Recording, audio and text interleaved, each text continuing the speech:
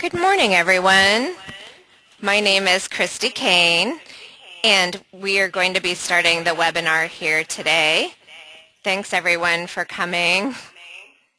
We actually are broadcasting live in Shawnee County from Kansas Children's Service League, and so we've got a little bit of feedback going with the telephone.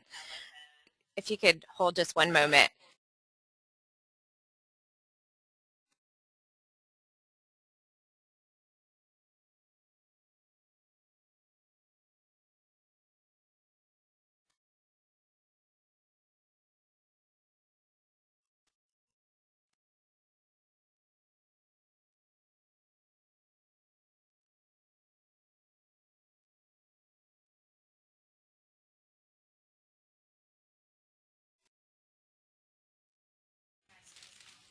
Okay, so thanks everyone for attending today. We have a few more people who are planning to join us, so we will hope that they will join soon.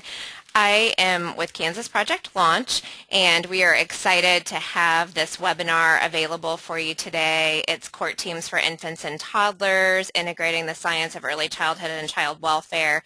And I had the opportunity to travel to Arizona this past February and meet our panel of speakers, and I think you're in for a real treat. They are wonderful. So before I turn it over to them, I just wanted to walk you through a couple of logistical things.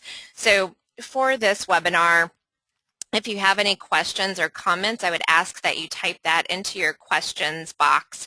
And so if you are on the telephone, then you'll need to make sure under your audio box that you have telephone checked. If you're listening through your computer, please check the mic and speakers option. You'll get some feedback if you have, so for example, if you're on the phone and you have mic and speakers checked, you will get some feedback. So I don't want that to happen. So I want you to have that checked, and then this is just a close-up of the audio box and how you can check the appropriate box.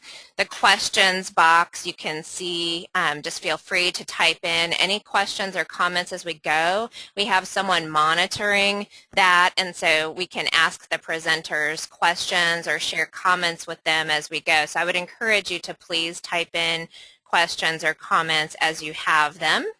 We are going to do some polls today, and so you will see the poll pop up on your screen and you'll be able to click the answer, and so I would encourage you to participate in our polls as well. And with that, I think I'm going to launch a quick poll and see who is in our audience today.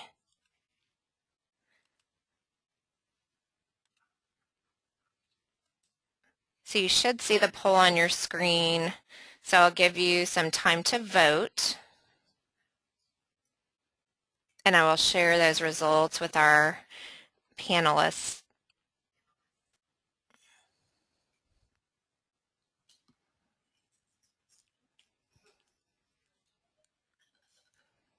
Looks like most of you have voted. I'm going to give you just a couple more moments and then I'm going to close the poll.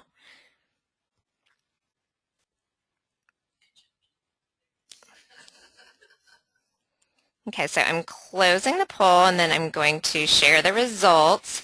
So it looks like we have 34% early childhood, 31% child welfare, 9% behavioral health, 6% court system, and 20% other. And so for the 20% of you who are other, I asked you to type that into your question box, what profession you are, and so we would look for you to type that into your question box. And so with that, I am going to turn it over to our presenters. And so today we have Judge Joan Sinclair, Karen Phillips, Becky Ruffner, and Mary Warren, and they are all part of the court team in Arizona, and so they're going to tell you more about that. And I did want to share that today's webinar is part of our celebration of National Children's Mental Health Awareness Day. We do a week-long webinar series in Kansas, and hopefully some of you have participated in some of our other our webinars this week. And I will tell you that a handout of the presentation will be posted on the website at keccs.org. There will also be a recorded version available for if you have colleagues who weren't able to attend today, or if you would like to go back and review it and take some further notes or anything, that will be available as well. And then for those of you who need a certificate of attendance for today's session, please send me an email and we'll be happy to get that certificate for you. And so with that, I am going to turn it over to our panel from Arizona, and I'm going to just bear with us a moment. I'm going to switch slides and get their slides pulled up. And so I think we're ready to go. Can you hear us? Yes. Okay. Thank you very much, Kansas, for inviting us. Christy in particular, I'm so happy that you were able to come out to our Sally Campbell Best for Babies seminar in February and meet us, and then follow up with allowing us this opportunity to talk with you. I wanted to talk to you today about the Best for Babies Court Teams program in Arizona. It is modeled after the 0 to 3 national initiative, but it's very different than many of the models in other states around the country, in that we've tried to take this statewide. We're now in about 14 of Arizona's 15 counties, and we have significant funding from both our early childhood state agency called First Things First, and from the Administrative Office of the Courts, their Court Improvement Project. So there's about $800,000 invested around the state in developing court teams in the local jurisdictions. Prevent Child Abuse Arizona is the organizer of this program, and it started in Yavapai County back in 2004. Christy, are you having trouble getting the slides up?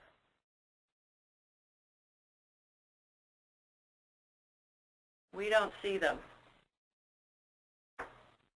I also wanted to let you all know that Becky Ruffner, who is the Executive Director of Prevent Child Abuse Arizona, is having some technical difficulties getting on this webinar, but Judge Sinclair, Karen, and I are together here, and we really welcome your questions. So hang on to them, or feel free to also ask them on an ongoing basis. So Best for Babies is really a systems change initiative. So if you could get to slide 3, Christy. There we go. It is critical to have the judicial leadership and administrative support right off the bat. We have been extremely lucky here in Arizona to have excellent leadership in the juvenile court systems around the state, and here in Maricopa County, which is the largest jurisdiction. Judge Ballinger started this off, and then Judge Anderson is now taking it over. Judge Sinclair has been working with Judge Anderson from the beginning, so we're really delighted with the strong judicial leadership that we have. It's then really important that you have the opportunity to train all of the parties in the juvenile court about the unique needs of infants and toddlers in the dependency system. This Best for Babies is focusing on children 0 to 3 who find themselves in the dependency system, primarily in out-of-home foster care, but sometimes in-home care also can come under this program. We do have a monthly court team that meets in each local jurisdiction, and it is composed volunteers who are involved with infants and toddlers in the foster care system. Might be child welfare, attorneys, guardian ad litem, CASAs, behavioral health, medical folks, child care, foster care licensing agencies, foster parents. So whoever is involved in working with the infants and toddlers, we really want to participate in the monthly court team meetings, because that's an opportunity for us to exchange information about what all the different programs do, to identify the system barriers and challenges that we can then brainstorm solutions for. We are also, as a systems change initiative, documenting those systems changes that we can make happen. And some of those systems changes are big, like to assign judges to hear all of these cases and train those judges. They might be smaller, like allowing a child welfare case manager to appear telephonically for select hearings just to increase their time availability to work cases. But there are probably more than 60 systems changes since we started documenting them in July of 2011 here in Maricopa County. We also have an extensive evaluation focusing on child outcomes. We have a contract with the with Arizona State University, the Center for Applied Behavioral Health Policy, to evaluate what have been the effects, both process, and then we're moving toward looking at child outcomes, timeliness to permanency, access to services, number of placement changes, etc. So all of those elements are coming together in the program. Judge Sinclair, you want to talk about our law? Sure. This is Judge Sinclair. I've been working with Judge Anderson and Judge Ballinger before he left us to move to the federal bench for a couple of years on baby cases. We call ourselves baby judges. I have talked to some of the folks in other parts of Arizona, but not as extensively as like Becky and Mary have. They have more of a global picture of what's happening overall in Arizona. But for those of you who don't know Arizona, Phoenix metropolitan area in Maricopa County is the largest and most populated in the state of Arizona. So just to give you a little bit of background of the kinds of numbers of children and cases that we deal with here, these are just approximations, but we have roughly 5,000 dependency cases that are active in juvenile court right now with over 9,000 children that are in the system. We have about 2,000 of those cases involving over 4,000 children that have been signed to what we call C2C, or Cradles to Crayons judges, or baby court judges. So Karen will talk a little bit more about the particulars of C2C. That's sort of the court component. Becky and Mary look at not only Maricopa, but the entire state of Arizona. As far as the law goes, there are some changes that we have made here in how we handle these cases, but the structure of the law is that there should be permanency hearings within 6 months of a dependency being found. Now, what we have done is we've bumped that up to about the 4-month mark, and we actually have hearings every 6 to 8 weeks, which is, as you can imagine with those numbers, vastly increase the workload of everybody in the juvenile court system working on dependency cases. But the purpose of that is to not only see the parents more regularly, make sure that we are talking about services and compliance with services by the parents at every opportunity, emphasizing that there has got to be a quick outcome one way or another.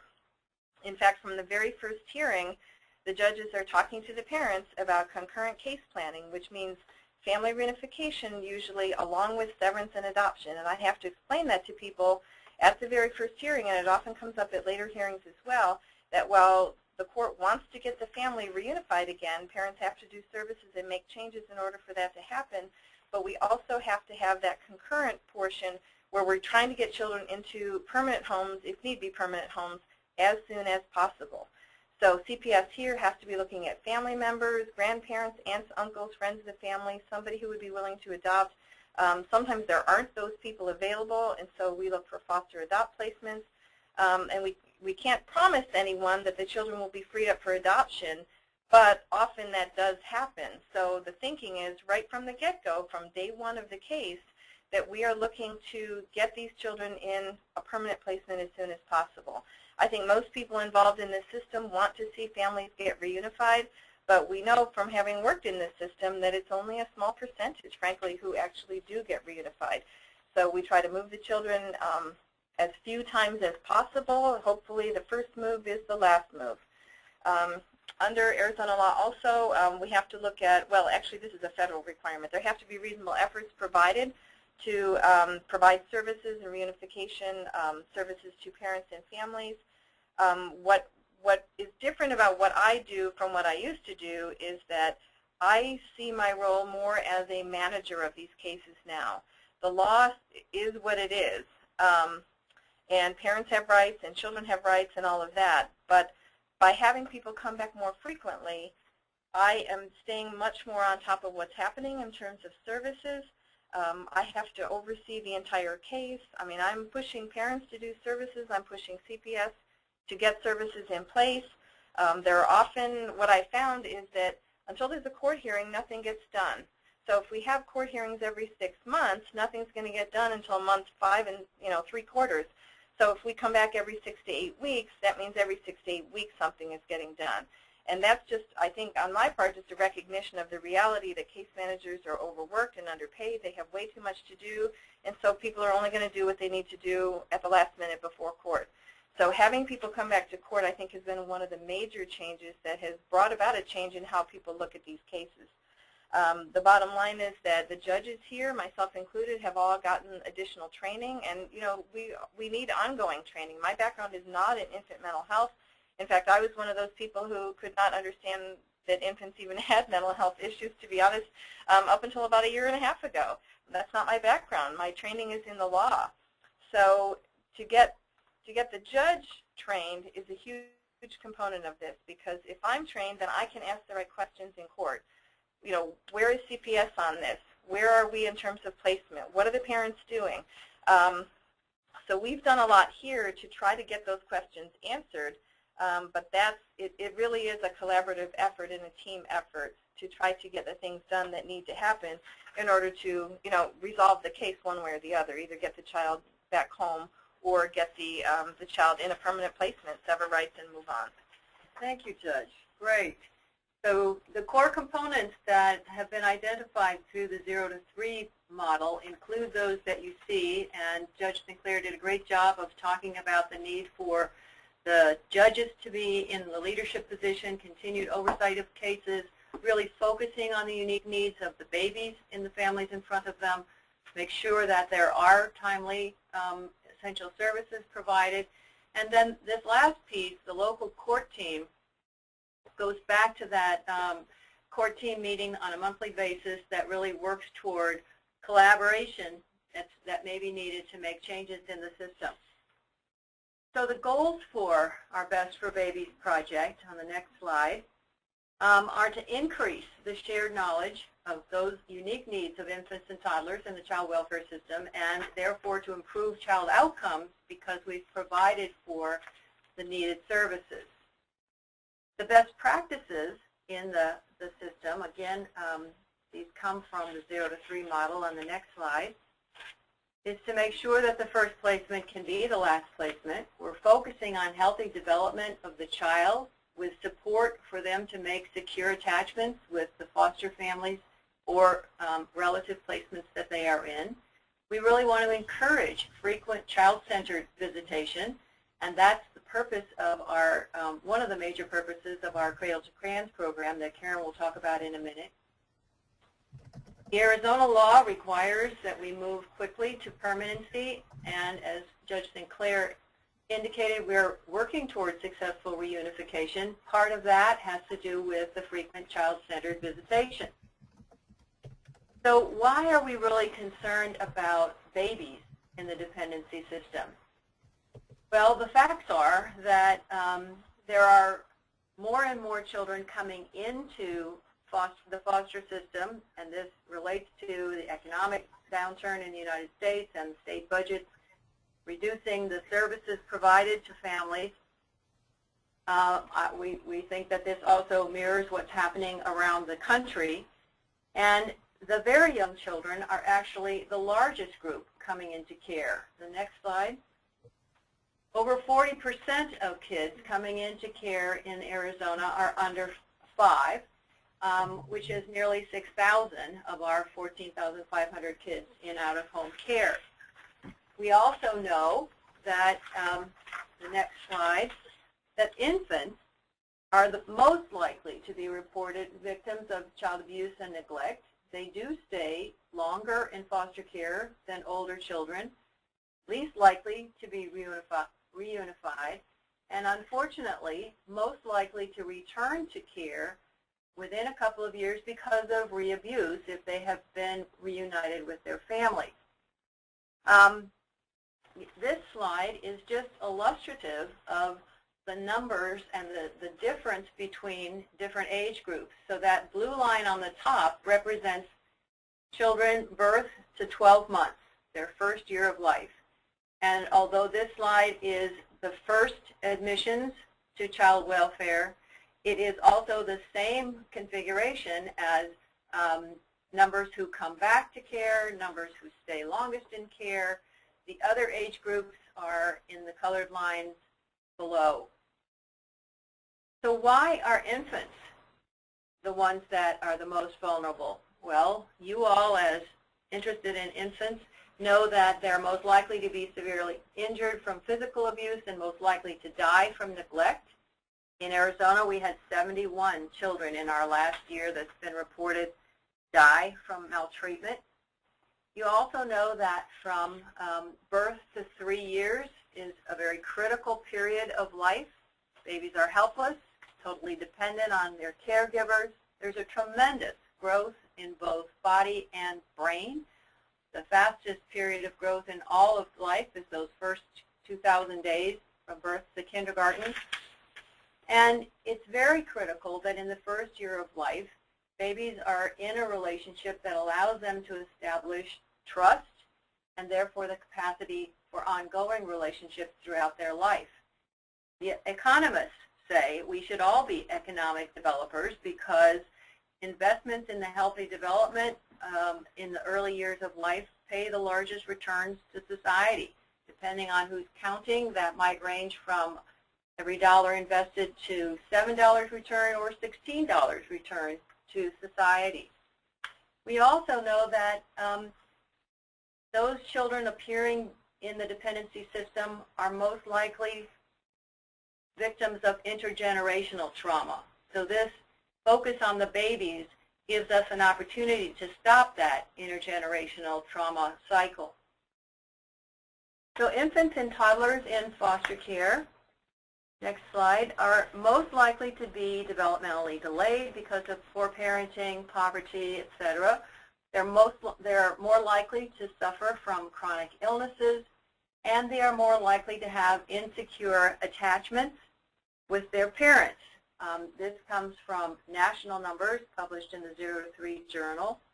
We also know that infants in toddler care are almost 80% of them prenatally exposed to drugs and or alcohol, 40% born at low birth weight, 48% have serious physical neglect. Again, national figures. Babies in foster care have experienced toxic stress, which if you have been acquainted with the briefing papers on the developing child at Harvard, you know the various forms of stress, and toxic stress is chronic and it is most damaging to the brain development. When they are removed from families, they've been separated from everything that was familiar, even if it wasn't the most functional, and that results in anxiety, depression, problems sleeping, problems eating. So trauma does have consequences on the developing brain, all aspects. Go to the next slide, please. It can disrupt all aspects of development, and the ACE study, Adverse Childhood Experiences, now shows us that these traumatic experiences in childhood even extend into problems as adults. Future relationships can be impaired, and that results in perhaps multiple job changes, problems with interpersonal relationships. So what are the interventions? Next slide, yeah. The interventions really are, from an infant mental health perspective, development of strong relationships. And these relationships certainly start between the child and caregiver, but in our program, we really are emphasizing the support for successful relationships between biological parents and child, foster parents and child. The infant mental health clinicians can help with that. The CASAs and the court-appointed The court-appointed special advocates and the guardians ad litem also can help with that. So we're using those infant mental health principles of ensuring that relationships are supported, nurturing, responsive, and positive.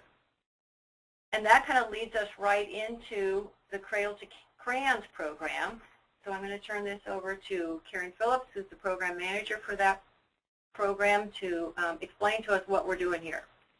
Back in the summer of 2011, our then presiding juvenile court judge, Edward Ballinger, really started paying attention to the dependency petition numbers and realized that the majority of those petitions coming through juvenile court involved children under 5 years of age, more than 50%. And as Judge Sinclair mentioned earlier, currently we're seeing petitions involving 4,200 kids under the age of 5 years old. So we really stepped up our game and started looking around the court campus, the court buildings, and found a spot to create a Cradle to Crayons program. This is the Maricopa County Cradle to Crayons Child Welfare Center that we created. As well, he decided to assign specific judges who would only manage those cases with children under the age of 3. We wanted to really help those families with kids under the age of 5, but there's too many. So we're focusing only on those cases with children under 3. As Judge Sinclair also mentioned, these baby court judges, as we call them, get special training. They're looking at concurrent planning on every case. We know we can't reunify every child with every biological parent, so we're also looking at adoption or severance. More frequent hearings. Hearings now are every 6 to 8 weeks. More frequent parent contact. At Cradle to Crayons, we do have a Child Protective Service component where we do have children who are being transported to the center who get to visit with their parents, also foster care parents. As well, they get clinical services. Child specialists are in place there to help these kids who are dealing with traumatic events. Also parents who have been dealing with traumatic events. It's kind of a one-stop shop. So we're very excited to be able to have created this center. If you could go to the next slide, please. No, the next one. Yeah. This is actually a picture of the campus.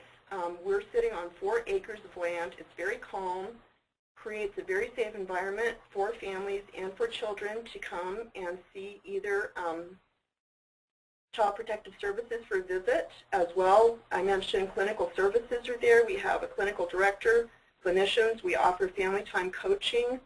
As well, we have a dependency treatment court in place now too, where parents who come to a baby court judge are not ordered, but are strongly encouraged, thank you, Judge Sinclair, to go and observe a dependency treatment court hearing. After that point, if they want to sign up, we sign them up. We just had our first graduate last week, so we're very excited. I did get some statistics from that particular court. Since December, we've had 249 people strongly encouraged to observe dependency treatment court. Out of those, we've had 75 enrolled. Currently enrolled, we have 50, which is pretty good statistics. And as I said, we did graduate our first graduate last week, so that seems to be a very successful program. As well, we have substance abuse treatment programs offered here at Cradle to Crayons. We also offer trauma therapy. We have CASAs and interns who assist with those visits. When the children do come to campus, we have transportation offered through our Child Protective Services, which really helps. Maricopa County is so spread out, it makes it very difficult for parents, foster parents, to get from one location to the other. So right now we're offering transportation to those children who are located within a 25-minute driving distance to the center. That sounds kind of silly, but we actually did have people drive around and realize this was a pretty significant area we can cover to bring those children to the campus. Currently, we also have an early head start coordinator in place through a grant. So her mission is to try to connect these children into early Head Start. So hopefully by October we'll have that program up and running. We're looking for an in-house educator right now. We should have that person hired by the end of July, so we're hoping to see some good results from that too. And I think at that, if we can go down to a couple of slides actually. There. This is the umbrella. Back one. Back one, Christy. There. This is actually the umbrella that we envisioned last summer when we were bringing all the components together for Cradle to Crayons. Again, judicial leadership through our specially trained baby court judges. Right now we have 5. Is that correct, Judge Sinclair? I think we have 5 judges, 5.5 actually. Right. Expedited court oversight and direction, that 6 to 8 week hearing schedule that we have going compared to past years when these kids would just languish in the court for, if not months, years. Through our clinical services, we do offer that family time coaching or child-parent interaction. As well, we have trauma therapy that we're ordering for some of these families. We have community services resource coordination. That is through our community coordinators. Right now we have 3 community coordinators, each assigned especially to a Cradle to Crayons judge. Judge Sinclair has Ashley Plum, who works closely with her. We also have a community coordinator who is assigned to the dependency treatment court, who only works with the clients who come line up for dependency treatment court, follows up with them, makes sure that they're doing whatever they need to do. Early childhood preschool readiness, that is through our early education collaborator that we have in place. Substance abuse services, we have Taros, who is housed at the Cradle to Crayons program, who is available 5 days a week to help any client who happens to just pop in, who needs to just sit down and talk to a friend, and dependency treatment court. So we're hoping to expand. Right now we are in the West Valley. Plans are to expand to the East Valley, hopefully by the end of this summer. So very excited about our Cradle to Crayons program. Thanks, Karen. Did you want me to jump in? Yeah, you're going to talk about the judge. Right. I just want to back up just a tiny bit to talk about visitation. Prior to us making the changes that we've been talking about here, visitation was generally once a week through CPS, getting the parents or the children transported or the foster parents or somebody. We routinely order twice a week visitation. And honestly, if we had the resources, I would order more frequent visitation than that. When we have the children placed with family members, as long as those family members are appropriate to supervised visitation, we encourage parents to see their children as often as possible. I know part of my training has been to recognize that the more the children and the parents see each other, that's the carrot for the parents to do the services and make the changes that people are looking for. So we really push visitation because, as I said, it's important for both the children and for the parents. As far as you know, the use of this knowledge in court, I can tell you that it tends to take the place of me asking questions of the other people in the courtroom. And frankly, I can tell you that it's a scary thing when I know more than the other people in the courtroom. And I have had that experience. And you know, as I said, this is not my background. I don't like being in that position. I feel like it's my job to manage these cases, to try to get these families back together if possible. If that isn't going to happen, get the child into a permanent placement as soon as possible. That's how I view my role. So if I know more about what's happening in terms of services or know where people need to go and the case manager can't tell me or the AG can't tell me or the parents' attorneys can't tell me, that's a scary thing. Part of what the barriers are, and I'm sure they're the same in your community for all you folks that are listening here today, is just there are so many different silos. You can't, you know, go to a conference now on infant mental health or any of these issues and not hear that term. But for us, part of the problem is logistics. We have, you know, this gigantic regional behavioral health authority. So most of the people that I see in my court have substance abuse and mental health issues. So there are certain providers that we need to hook the parents up with in order to deal with these issues. That's CPS's job. But because, as I said, most of them are overwhelmed with just the vast numbers of cases, they're putting out fires the community coordinators have been an invaluable resource in trying to get those barriers reduced. So oftentimes the case manager will make the appropriate referral, but the parent doesn't know where to go, or the referral gets lost, or it's in, some upper level management, sitting on somebody's desk at CPS, or, God only knows. But they're often, people are doing what they're supposed to do, but because of the numbers, they're just overwhelmed with trying to actually get it done. So what I have found is the community coordinators, what I'll do, and that person actually sits in on court. We have our court set up so that most of our hearings are in the mornings, Monday through Friday. Trials and evidentiary hearings are in the afternoons, for the most part. And the community coordinators we're trying to have them sit in on all of those morning calendars so that when these issues come up at a review hearing, I can turn right to that community coordinator and say, I need you to, contact the behavioral health provider. I need you to contact the psychologist or whatever. I mean, we've actually signed orders on all of our cases giving the community coordinator access to the mental health records, the records from the medical folks. I mean, basically carte blanche to work with everybody so that there aren't HIPAA and confidentiality issues here, because they need to be the person who breaks those barriers down and breaks down the silos so that everyone can do what they need to do. It's really not a question of people not trying to do what they need to do, but there's bureaucracies, there's administration, there's just difficulties, logistical difficulties. So those people have been extraordinarily helpful in knowing who to call, continuing to call over and over and over, getting the answer, letting CPS know, okay, the referral's not in, or it's not in the right way,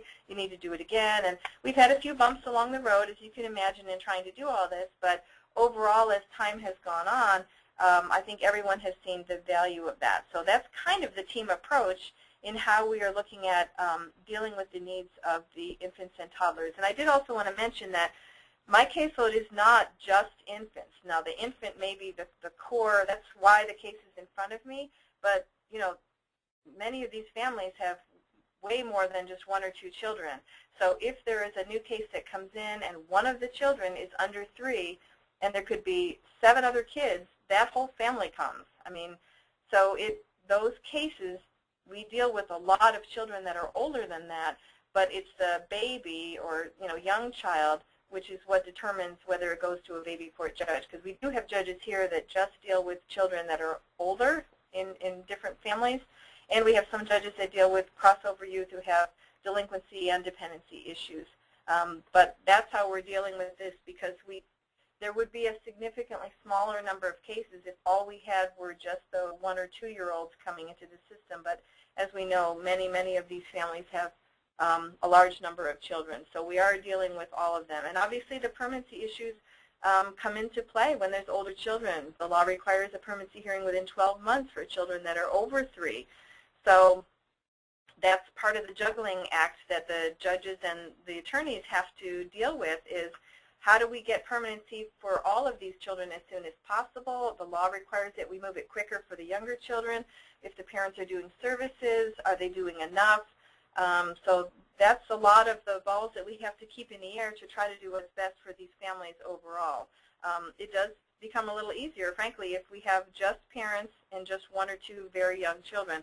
But often there's older children. They have different needs. They may want to go back to mom. They may be able to go back to mom and dad if services are put in place, and mom might be able to handle, a 15-year-old who can essentially call for help if needed, but not be able to handle the 3 younger kids that are, infants and toddlers. So those are a lot of the issues that we have to deal with, and they are done on a case-by-case basis, but the drive here is to have these children out of the system and in permanent homes as soon as possible. Thank you, Jill.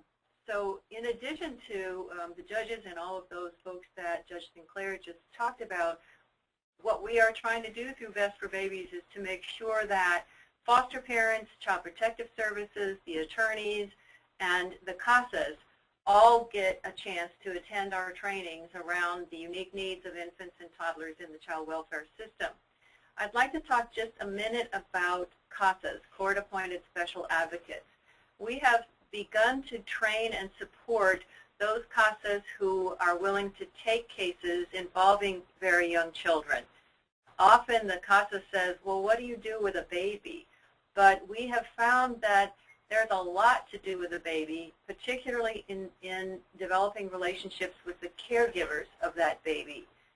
So on a monthly basis, we have what we call case support and training forums that CASAs are invited to attend, where we talk about their cases and help them identify places where they can be involved, where they can connect with other resources. We talk about child development and red flags for problem cases and what to do about that. We also talk about how the CASA is feeling about this case. Are they frustrated with the lack of parent compliance? Are they frustrated with communication issues? Are they just is working with this young child bringing up some of their own issues? So we begin to provide a little bit of reflective functioning for CASAs to help them be more effective in their work. So talking about Best for Babies, we really are focusing on what works in terms of these very youngest children, engaging the judicial muscle to make sure that we see results. We're looking at the whole system from the baby's point of view. We're trying to track all of these cases, looking at the best practices. We're training as many people as we can. We're advocating for the best interests of the child and documenting those changes that we see. So we're really looking at the end product, but beginning with the very little ones. So in addition to putting in a plug to make sure that you have more CASAs who can be trained and working in your system, there are several resources available nationally, and we certainly would be very happy to be one of those resources to you. And I think now we would like to open it up for questions and answers. The three of us are here and very happy to answer your questions. Thank you so much to our Arizona guests. I will tell you that we have quite a few questions, and I'm going to turn it over to Loretta Severin to ask those. Thank you, Christy, and thank you to our presenters. I'd like to start with a question related to CASA, since you were just speaking about that.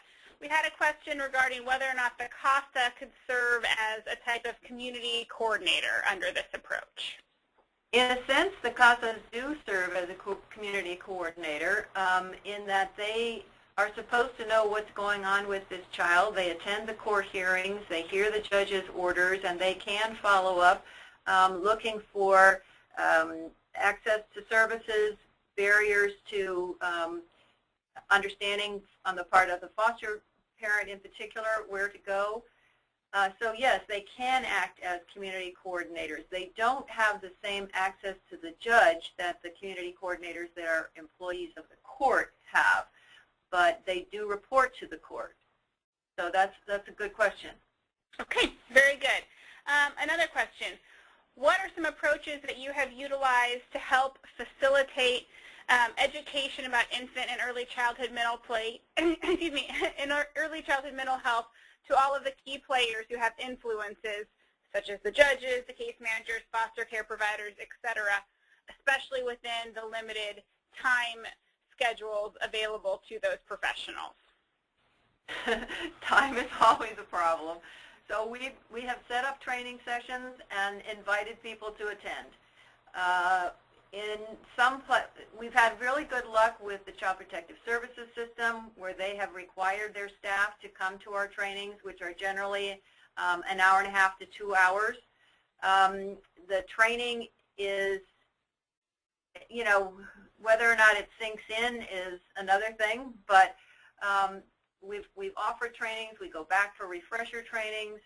There are also some consultants who are available to Child Protective Services so that when a particular case arises and there are questions that need immediate or more thorough answers from someone who is an expert in infant mental health, there is that kind of consultation available through the Child Protective Services system. We just keep trying to train as much as we can. We've also got some, we've not, you know, what might be nice is to develop an archive that people could look at in their leisure on their own computers, but we haven't tried that yet. This webinar might be a good instigator for that. A good start. Yes.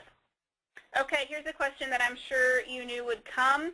How is your program funded? Right. There are a lot of funding pieces.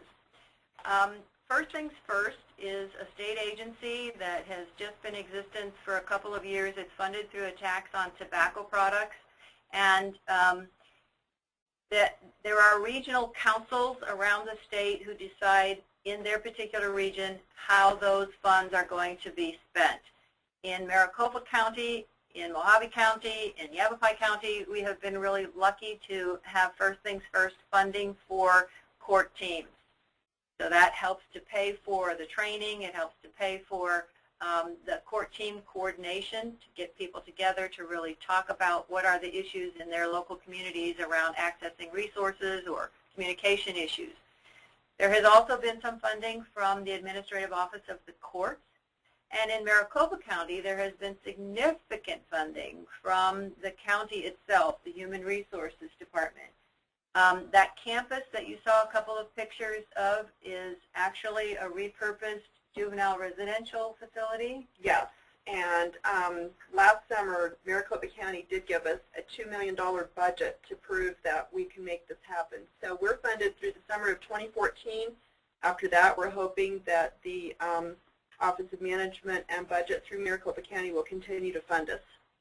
We've also gotten significant donations from the community to furnish the toys in the Cradle to Crayons program. We did get contributions from private citizens, a university class interested in young children.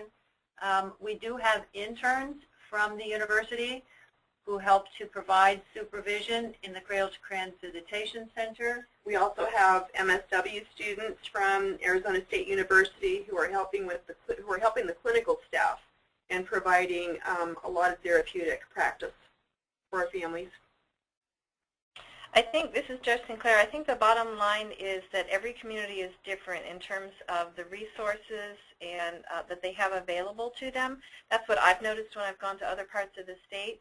We are big in Maricopa County, and Phoenix is big, and we have a lot of people who work in this field and in this area and who are passionate about this kind of work. So for us, the problem has been, how do we get all these folks together? Everyone's working in their little area. So a lot of that has taken place with a lot of people doing an awful lot of talking and going to a lot of meetings.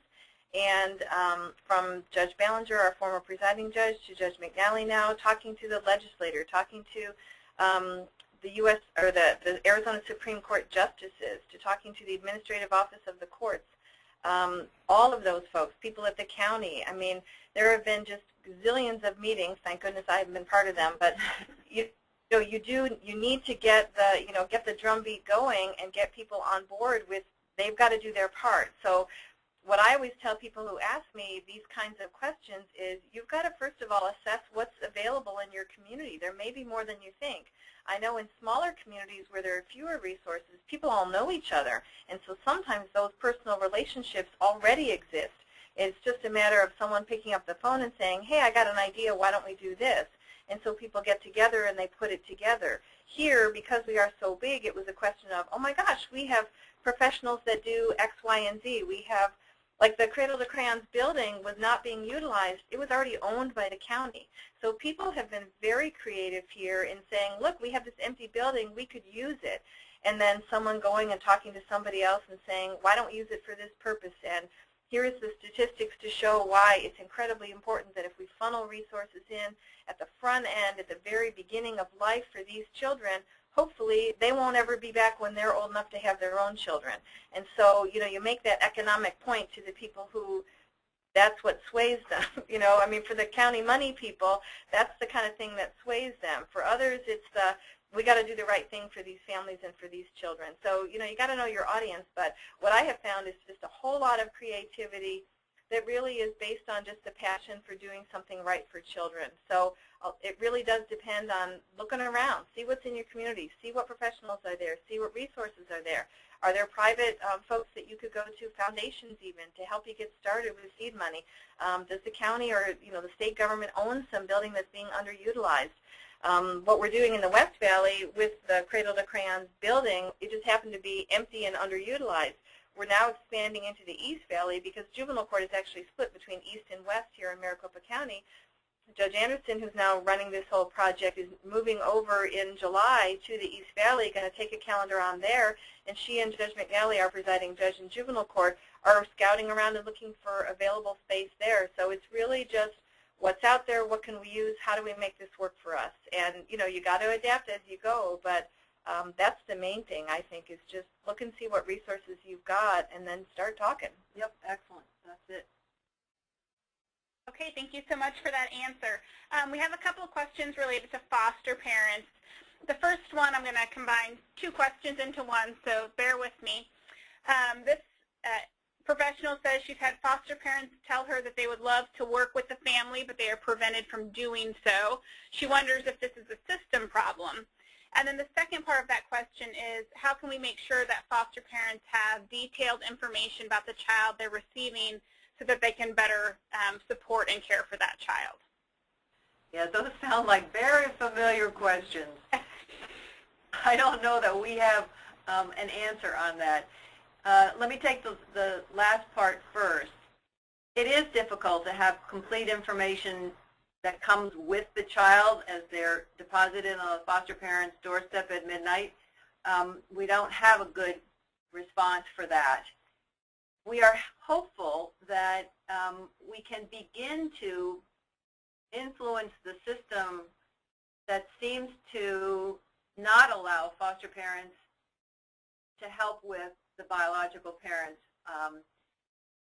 That is one of the best practices that the 0 to 3 model also promotes. And so I think that's just going to take continued talk, continued work through, because for the child, and again, if you can look at this problem from the child's point of view rather than the adult's point of view, the child needs those secure attachments that develop between biological parent or foster parent, whoever is really nurturing and providing positive, consistent responses to the baby is the one that the baby wants to make sure is involved in their life. And to have both foster parent and biological parent together, that's great. This is Judge Sinclair again. I can tell you that the very best outcomes are created when family members and foster parents all work together for the best interests of the child, where there's communication, where the foster parents support the biological parents. That really does give the best outcome, whether it's ultimately reunification or severance and adoption, and the foster parents want to keep a relationship between the child and the biological parents. But there are obviously barriers to that. Some foster parents do not want to have contact with biological parents. Some biological parents are unbalanced enough, either for mental health issues or substance abuse issues or whatever their trauma was, where the foster parents just simply don't feel safe with them. So, I mean, there's reasons why there are barriers here. I know CPS kind of walks a fine line here, but where the parents are open to it and where the foster parents are open to it, that, to me, from my perspective, is ideal for the child. But we try to have that happen, but as I said, there are reasons why there are difficulties. We do have foster parents often come to court. We invite them to come to court. Sometimes they want to speak, sometimes they don't want to speak. We have a little system here, and I'm not sure how well it's working, but when foster parents check in, they'll obviously bring the child often, not always, but often, and there's a little form that they can fill out that the bailiff can then give to me to let me know if the foster parent wants to speak. And so if they do, then I'll call on them in the hearing and ask them if there's anything they want me to know about how the child is doing. If I know they're there, I will generally ask how the child is doing, if there's anything they want me to know. Some foster parents do not want to speak in court. So I think they just want to know what's going on. And often they're at loggerheads. Often The foster parents feel like, well, I'm doing a better job. This child should be mine. Parents are screw-ups. And, they're really, adversarial.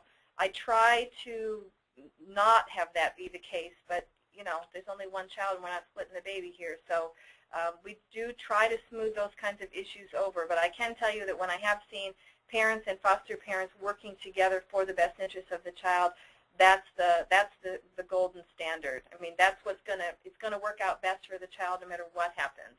But that's what we strive for. But it is difficult. Thank you. And unfortunately, we're running out of time and have more questions than we'll be able to get to during the webinar. But I know there's opportunities for folks to catch up with you later to follow up on questions. I want to provide you with one more question before I turn it back over to Christy.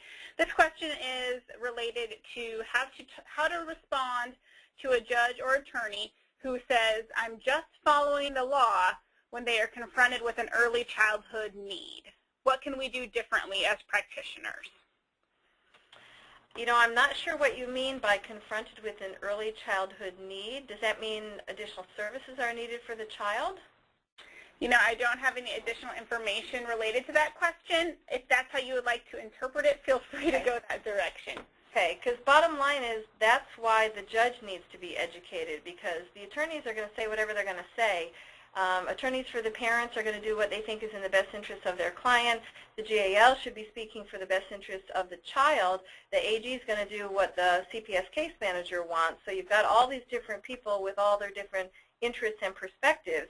But that's why it's critically important that the judge have the big picture in mind, because part of my job is to balance all those competing interests. I can't be so pro-child that I negate the rights that the parents have under the law. But bottom line is, there needs to be a balance here. But I have to go into these cases with the perspective that I'm going to do what's in the best interest of this child. And I'm certainly going to give every parent every opportunity to reunite with their child if they do the things they need to do. And that's why it's so important that they be told at every single hearing, the clock is ticking, time's not on your side, you need to get on board, you need to do these things. If there's barriers, you need to let people know, that kind of thing. I would say the best way to handle those kinds of situations is make sure your judge is well educated and understands the bigger picture. If there are specific things that the child needs that the parents' attorneys are kind of blocking, maybe the way to handle it is go through the CPS caseworker, who can then, their AG would then come on board and advocate, or the guardian ad litem. I mean, our GALs are very good here, and they will step up and speak up for the child if additional services are needed, if they think visitation is harmful to the child. That's their job, to advocate for the best interests of the child. So those are the people that you would need to go to if, for example, you're a clinician and you think the child has special needs or needs a particular service or something like that. Those people should be speaking up in court. Very good. Thank you so much. And again, we could keep you here for another 45 minutes asking questions, but we won't. There is one last question that I'm actually going to direct towards Christy. And Christy, that question is, this sounds like a great program. Are we doing something like this here in Kansas?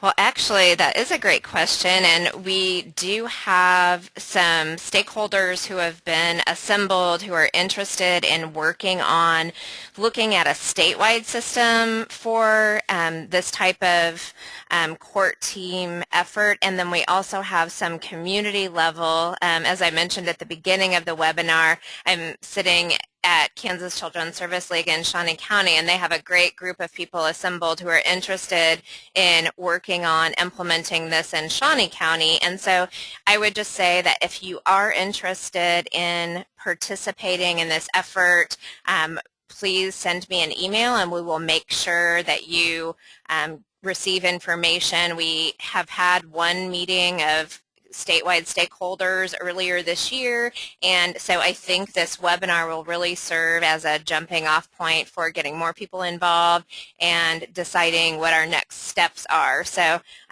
Thank you so much, and I would say thank you to our presenters. This information was great. One thing that I would ask is we had so many questions that came in that we weren't able to answer, and so I was hoping that if we send you the list of questions, you would be able to answer them, and then we could post them on the website along with the handouts and the recording. Would that be okay? Sure, that Sure. would be fine. Chrissy, send your Okay. questions to me, and I'll make sure that the others have a chance to weigh in on the answers. Great. Thank you so much. And I apologize that we weren't able to get our fourth presenter, Becky Ruffner, on the webinar. I'm not sure, we had some technology issues that we were trying to solve, and you probably saw us trying to solve those as we were showing the webinar, so I apologize for that. But this information has been great. I would ask, you will receive a survey later today that will ask you to fill out information regarding this webinar. Please complete that survey. It's really helpful to us as we plan future professional development opportunities. Also, if you do need a certificate of attendance, please send me an email. If you viewed as a group, one person from your group could send a list of the people from your group who attended, and we will make sure you get certificates. And as I mentioned at the beginning, we do have handouts that are available, as well as a recorded version of this webinar and the questions. So if you asked a question and you didn't get it answered, or you want to see some of the other responses, then please go to keccs.org. Give us about a week to get that uploaded onto our website. And if you have any questions, please email me or give me a call. And as I mentioned, please let me know if you're interested in this effort. And I think we will end with just a couple of quick polls. I know we're very short on time, but I wanted to get a final poll to see what your level of interest in becoming involved in this effort is. So I'll give you a couple of moments to respond.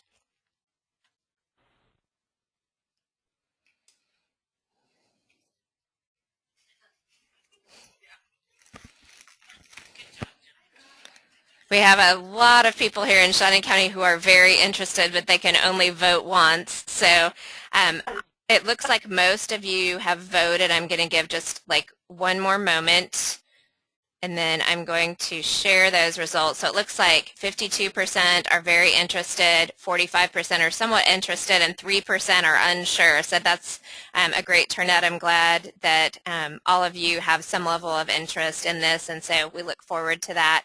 And then with that, we have one final poll just to see what your level of interest in becoming a baby CASA is. And so I will launch that poll and give you just a moment to vote.